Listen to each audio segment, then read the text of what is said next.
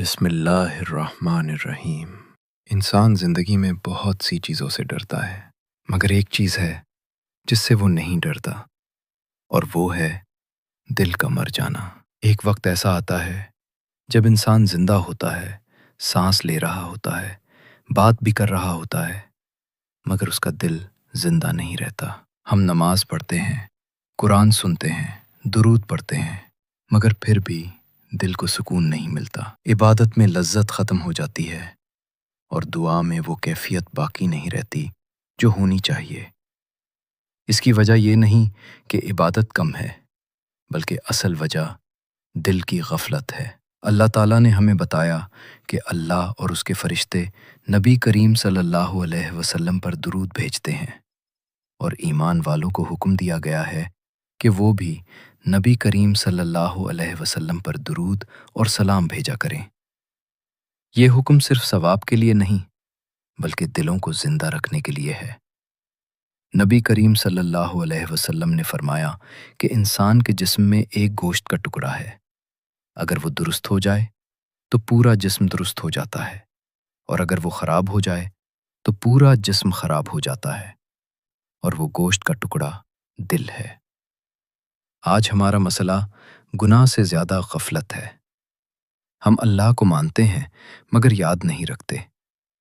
ہم نبی کریم صلی اللہ علیہ وسلم سے محبت کا دعویٰ کرتے ہیں، مگر درود کو اپنی زندگی کا حصہ نہیں بناتے۔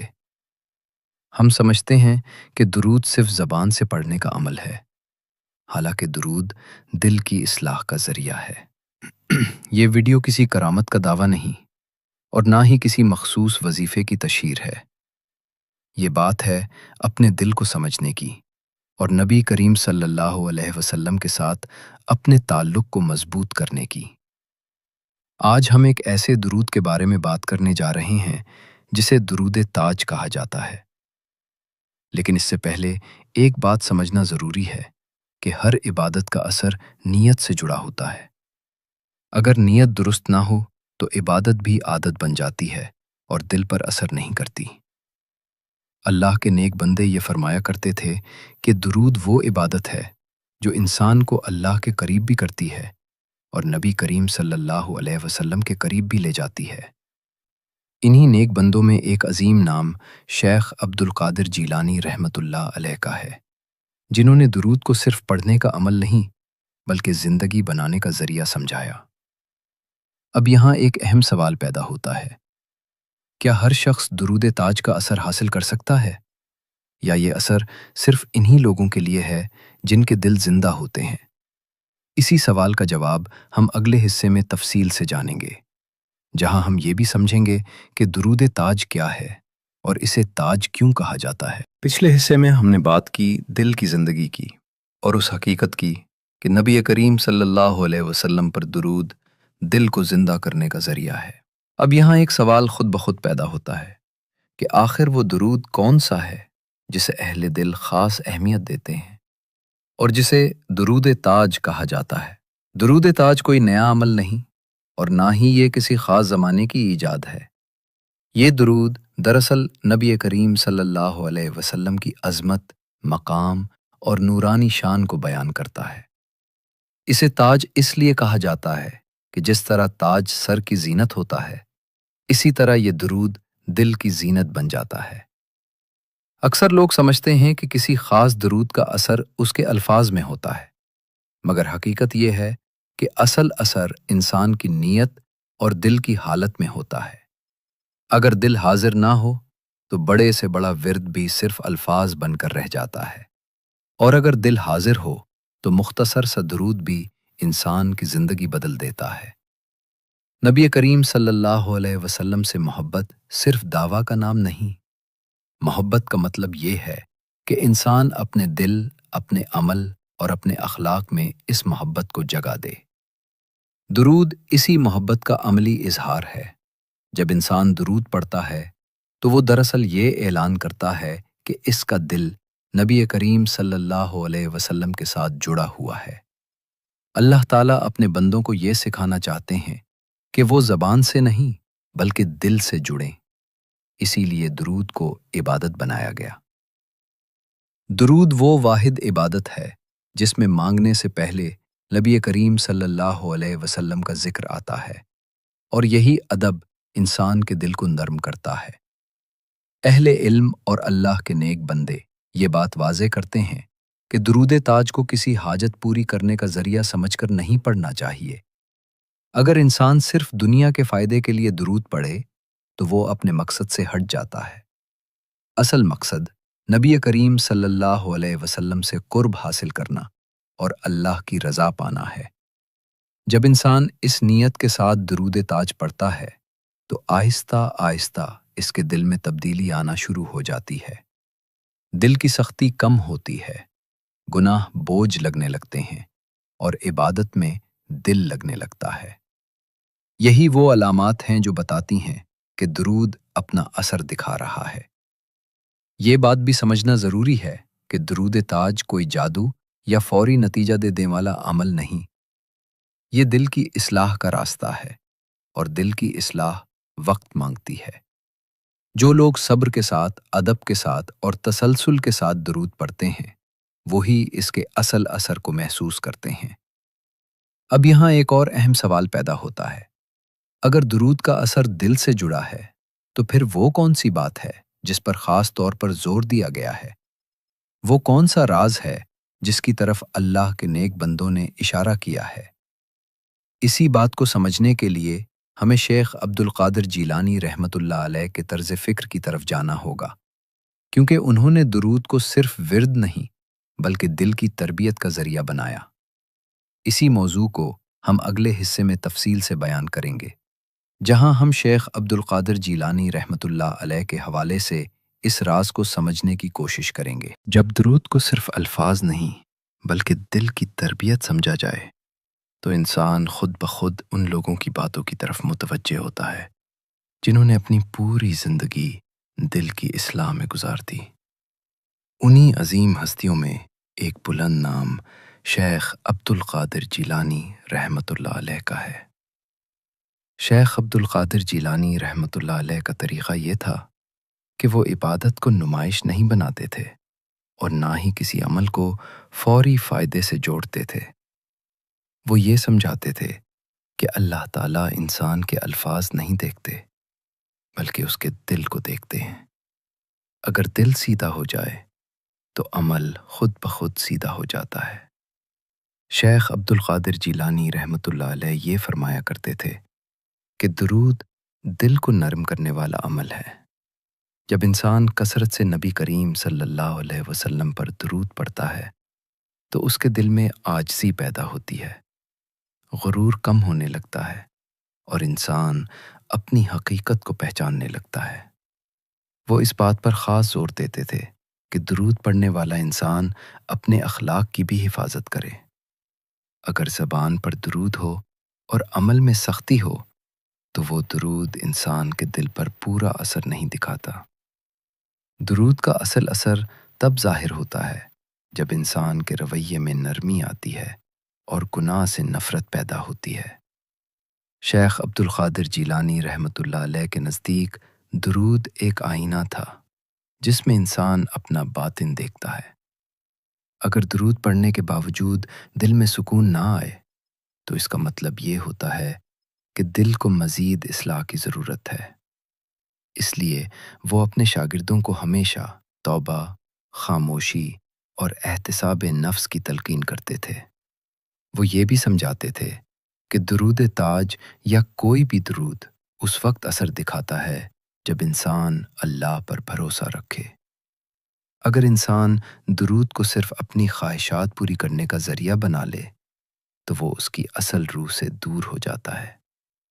اصل مقصد اللہ کی رضا اور نبی کریم صلی اللہ علیہ وسلم کی محبت کا حصول ہے۔ شیخ عبد القادر جیلانی رحمۃ اللہ علیہ کی مجالس میں درود کا ذکر خوف یا لالچ کے ساتھ نہیں بلکہ محبت اور ادب کے ساتھ کیا جاتا تھا۔ وہ لوگوں کو یہ احساس دلاتے تھے کہ نبی کریم صلی اللہ علیہ وسلم سے تعلق ہی وہ راستہ ہے جو انسان کو اللہ کے قریب لے جاتا ہے۔ یہی وجہ ہے کہ جو لوگ ان کی صحبت میں بیٹھے ان کی زندگیوں میں آہستہ آہستہ تبدیلی آتی چلی گئی۔ ان کے دل نرم ہوئے، ان کے اعمال درست ہوئے اور ان کی نیتوں میں اخلاص پیدا ہوا۔ یہ سب کسی ایک دن میں نہیں ہوا، بلکہ صبر اور تسلسل کے ساتھ ہوا۔ اب یہاں ایک بہت نازک بات سمجھنے کی ہے۔ اگر درود اتنی بڑی عبادت ہے تو پھر وہ کون سی رکاوٹ ہے جو اس کے اثر کو روک دیتی ہے؟ وہ کون سی کیفیت ہے جس کی وجہ سے انسان درود پڑھنے کے باوجود خالی رہ جاتا ہے؟ اسی اصل نقطے کو ہم اگلے حصے میں واضح کریں گے، جہاں ہم درود تاج کے اصل راز اور دل کی حالت کے تعلق کو تفصیل سے بیان کریں گے۔ اب ہم اس نقطے پر آتے ہیں جسے اکثر لوگ سن تو لیتے ہیں مگر سمجھ نہیں پاتے۔ یہی وہ اصل راز ہے جس کی طرف اللہ کے نیک بندوں نے اشارہ کیا ہے، اور یہی بات درود تاج کے اثر کو سمجھنے کی بنیاد بنتی ہے۔ درود تاج یا کوئی بھی درود اس وقت تک دل پر پورا اثر نہیں ڈالتا جب تک انسان کا دل زندہ نہ ہو۔ دل کی زندگی کا مطلب یہ نہیں کہ انسان گناہوں سے بالکل پاک ہو جائے، بلکہ دل کی زندگی کا مطلب یہ ہے کہ انسان گناہ کے بعد ندامت محسوس کرے اور اللہ کی طرف پلٹنے کا جذبہ رکھے۔ سب سے بڑی رکاوٹ جو درود کے اثر کو روکتی ہے وہ ہے گناہ پر اصرار۔ جب انسان جان بوجھ کر گناہ کو اختیار کرتا رہتا ہے اور پھر یہ امید رکھتا ہے کہ درود اس کے دل کو بدل دے گا، تو یہ سوچ خود انسان کو نقصان پہنچاتی ہے۔ درود دل کو جگاتا ہے مگر زبردستی نہیں جگاتا۔ اللہ تعالیٰ انسان کے ظاہر سے زیادہ اس کے باطن کو دیکھتے ہیں۔ اگر دل میں عاجزی نہ ہو، اگر دل میں اللہ کا خوف نہ ہو، اور اگر دل میں نبی کریم صلی اللہ علیہ وسلم کا ادب نہ ہو، تو درود کے الفاظ دل کی سطح تک پہنچ کر واپس لوٹ آتے ہیں۔ شیخ عبد القادر جیلانی رحمۃ اللہ علیہ اس بات پر بہت زور دیتے تھے کہ درود پڑھنے سے پہلے انسان اپنے دل کا جائزہ لے۔ اگر دل سخت ہو تو سب سے پہلے توبہ کرے، اپنے گناہوں پر شرمندہ ہو اور اللہ سے دل کی نرمی کی دعا مانگے۔ جب دل جھک جاتا ہے تو درود خود اپنا اثر دکھانا شروع کر دیتا ہے۔ یہی وہ مقام ہے جہاں درود تاج کا اصل راز سامنے آتا ہے۔ یہ راز الفاظ میں نہیں بلکہ کیفیت میں چھپا ہوا ہے۔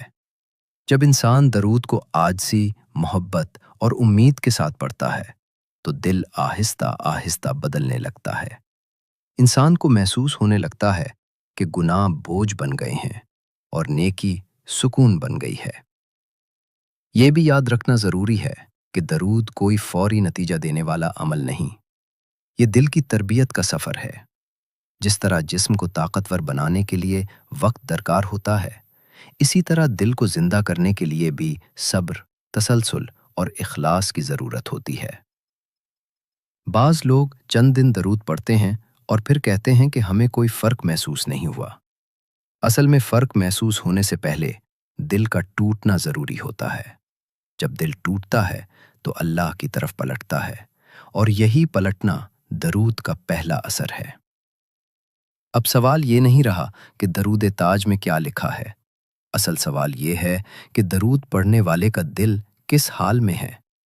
یہی وہ سوال ہے جو انسان کی زندگی بدل سکتا ہے۔ اسی بات کو ہم آخری حصے میں سمیٹیں گے، جہاں ہم یہ سمجھیں گے کہ درود تاج کو کس نیت اور کس طریقے سے پڑھا جائے تاکہ یہ واقعی دل کی اصلاح کا ذریعہ بن جائے۔ اب ہم اس مقام پر پہنچ چکے ہیں جہاں بات صرف سننے کی نہیں بلکہ سمجھنے اور عمل میں لانے کی ہے۔